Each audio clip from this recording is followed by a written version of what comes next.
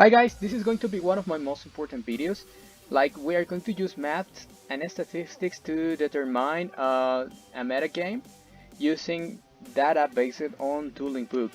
Many people that plays this game tend to be very emotional about it and tend to impose their opinions over facts. So in this video I'm going to show you how to calculate tiers based on actual data, and then we can see what other conclusions we can get after calculating the stuff, right? So the first thing we're going to do is go to YGOscope.com. Then we're going to go to Matchdex and we're going to show 100 entries. It's like 25 by default, just swap it to 100. Then click twice to sort them by win and lose ratio. Here, just click twice. Then we're going to select all of these results, which are all of the decks played in dueling book rated over the last week.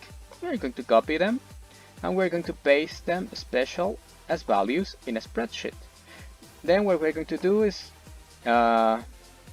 give a name to the headers. In this case it's deck name.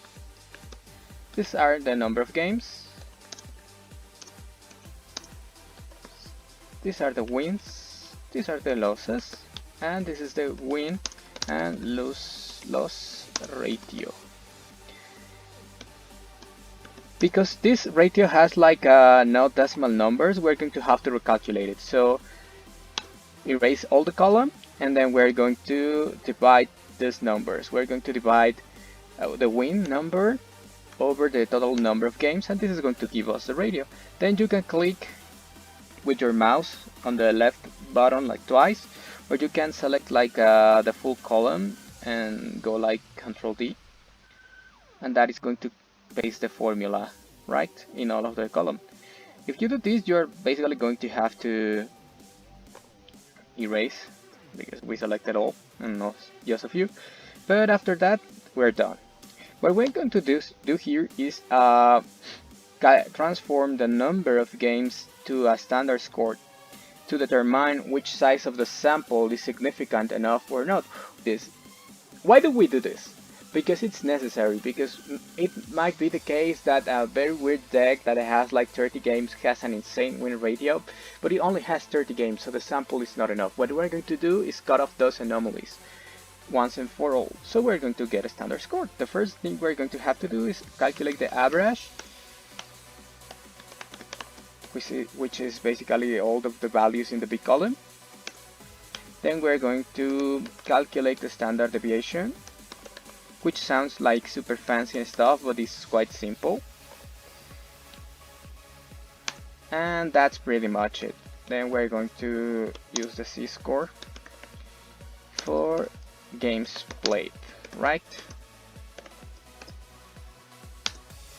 What we're going to do is basically pick the number in B, subtract the average, and divide over the standard deviation. And that's pretty much it. Then we're going to put this here, and that's it. Then we're just going to move the formula over, and we are pretty much in the game. I'm going to leave it at 2 decimals to make stuff cleaner, but you can do as you wish. What's the meaning of this though? We basically are going to just disqualify as non-statistically relevant every number under 0 by this standard score. Like, we're going to paste as values because we're going to sort. Then we can delete this, no problem. We're going to select this row, we're going to view, we're going to freeze, and then we're going to sort. And we're going to sort CA, right? So what we're going to do is cut it until 0. Basically, Infernoid is the last deck having like a relevant amount of games, and that's pretty much it. Everything below the line, like, you have to take it with a grain of salt. Like, they could be relevant, especially if they are closer to these numbers, but for example, something like Yangtze seems like very non-representative. So you can check them, but I wouldn't recommend for you to check it when you are trying to do a meta analysis. So once we already did that, we're going to copy until A, and then until the row where we got our cutoff point, and then we're going to create a new tab, and we're going to paste as values, obviously. Then we're going to transform to percentage, and that's pretty much it. These are the only relevant decks in the format, with representation in mind only. What's next though? The next step is going to be to determine how good is a deck based on representation. Like, the first thing we did was basically just determine which decks have enough representation to be considered. Now we're going to measure how good are they. The first thing is that we're going to sort by column E. We're going to do it from a lowest to highest, so it's A to Z.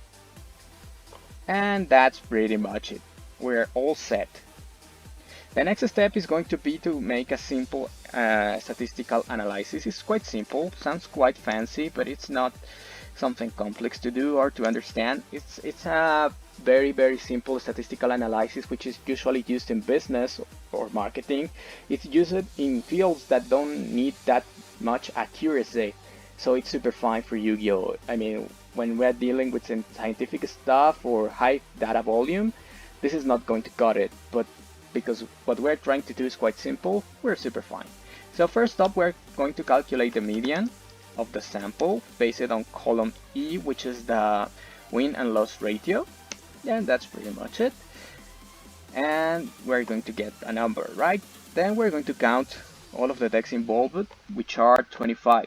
So the median should be like, give me a second, is 12. Like, I should have 12 numbers, I think.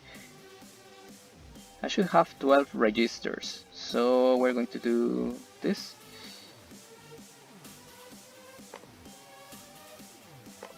And then we're going to do this, right? We have 12 and 12. Why I did this? Because I'm going to calculate the median again, but by excluding the value.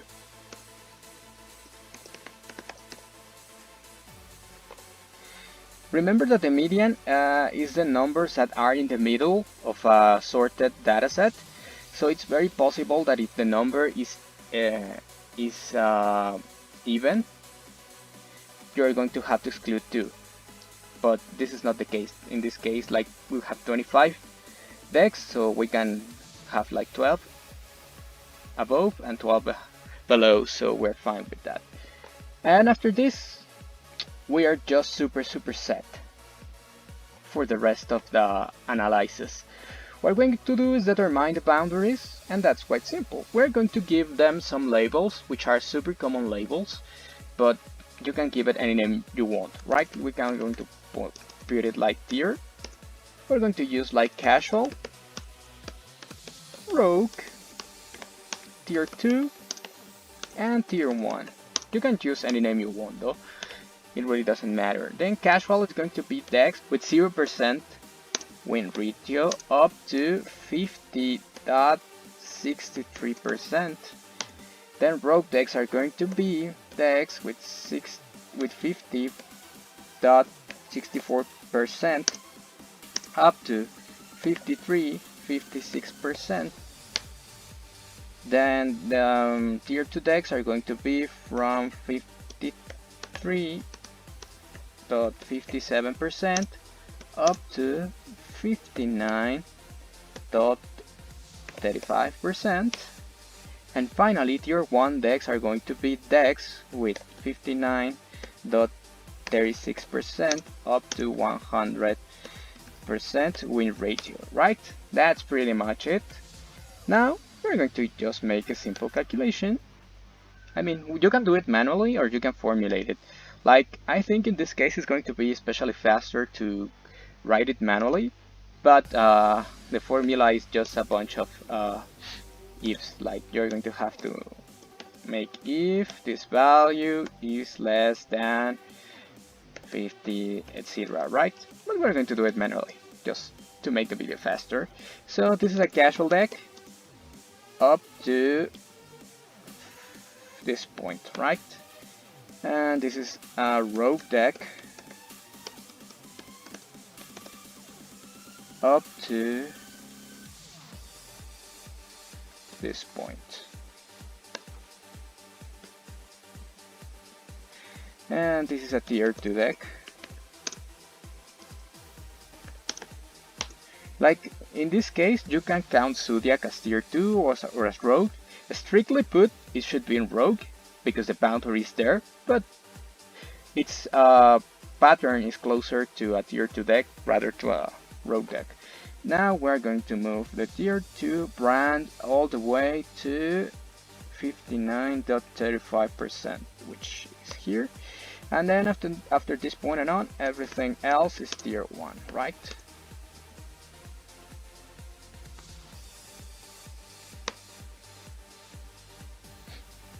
We got a tier list, but lo and behold, we are missing one key deck, which is Dragon Link, and it's not here because it doesn't have enough representation according to using a statistical analysis. So what we're going to do if we miss like a big deck we want to know, we're just going to basically use Ctrl F, put the name of the deck, which in this case we're going to go for White Dragon, and we're going to see what happens. Like we have White Dragon, Dragonite War Dragon, then we're going to zoom Dragonite War Dragon, God knows what else, and then we're going to go with White Dragon Red Eyes and Pure White Dragons, and we are going to see we have sufficient sample. So what we're going to do is just calculate the win and losses, and then just the win-loss ratio.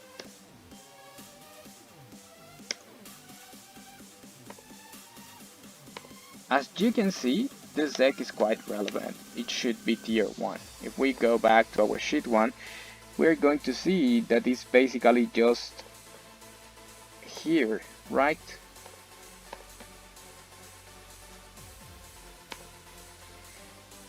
And it's just another tier 1 deck. We're just going to put it like what Dragon Link centric. And now we already did our tier list based on factual data rather than opinions.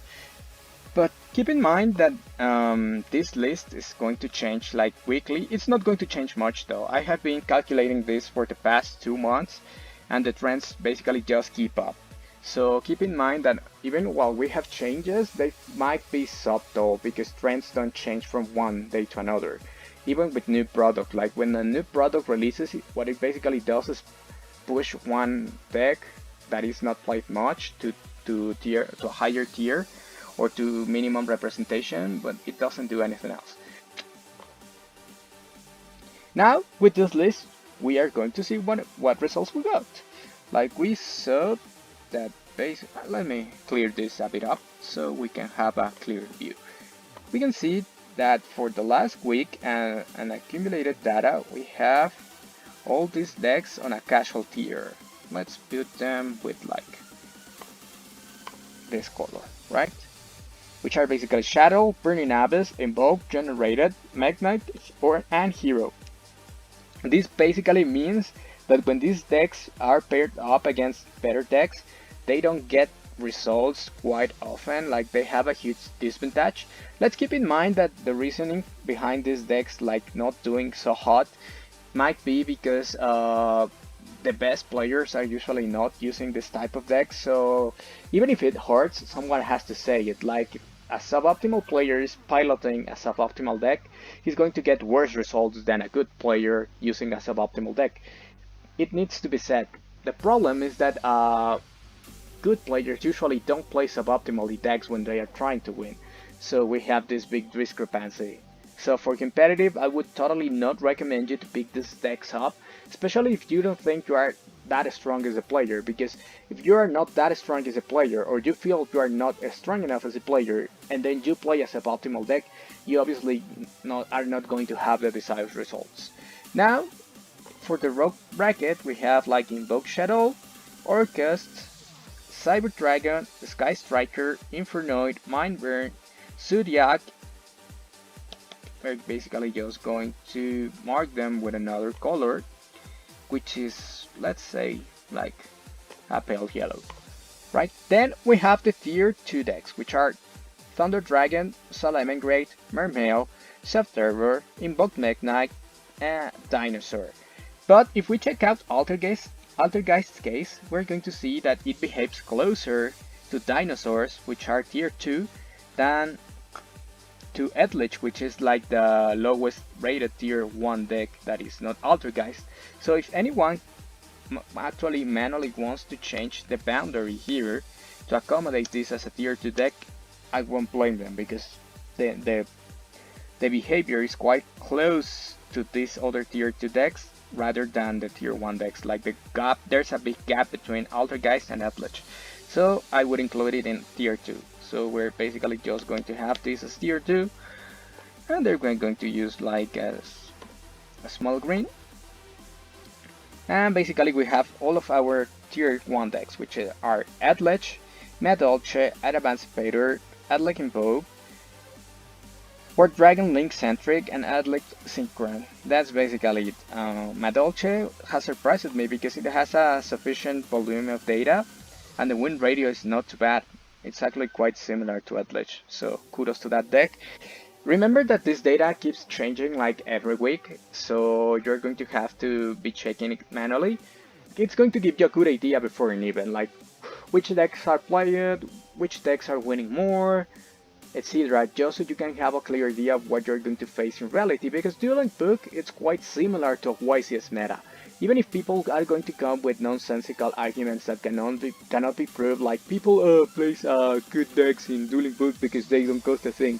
Well, that's not true for a YCS setting, maybe for a regional setting, but I can guarantee you that not for a YCS setting, because we have seen it in the Konami Europe coverage that that is indeed not the case, because always the best decks are always super represented, irrespective of the cost. The cost literally doesn't matter for people traveling all the way to YCSs.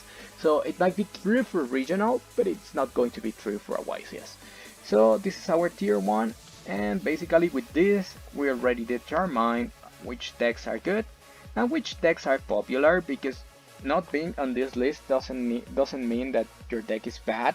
It just means that it is less represented than other options.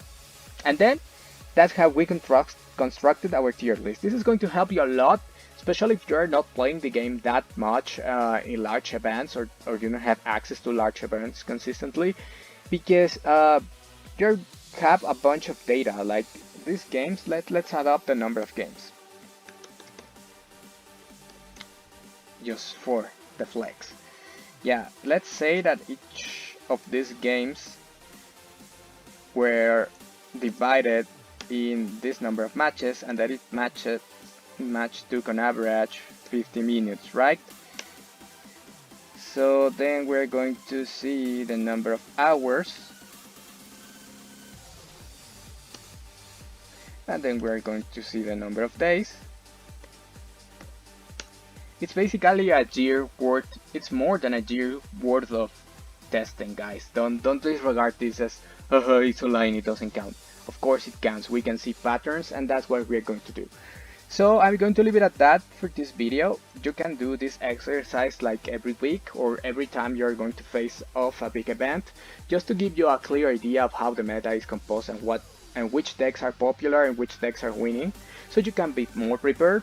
And don't be discouraged, like if your deck does not appear in that deck list, let's check just a quick example. For example, let's check like ABC, which I think it has a very good win ratio. Like ABC was missing the cut for 50 or 60 games or so, and has a win ratio of 55%. So the representation is low, but it's not super low, and its win ratio is close to a tier 2 deck, right? So don't be discouraged. Just because it's not on this list doesn't mean the deck is bad. It basically means the deck is not popular enough.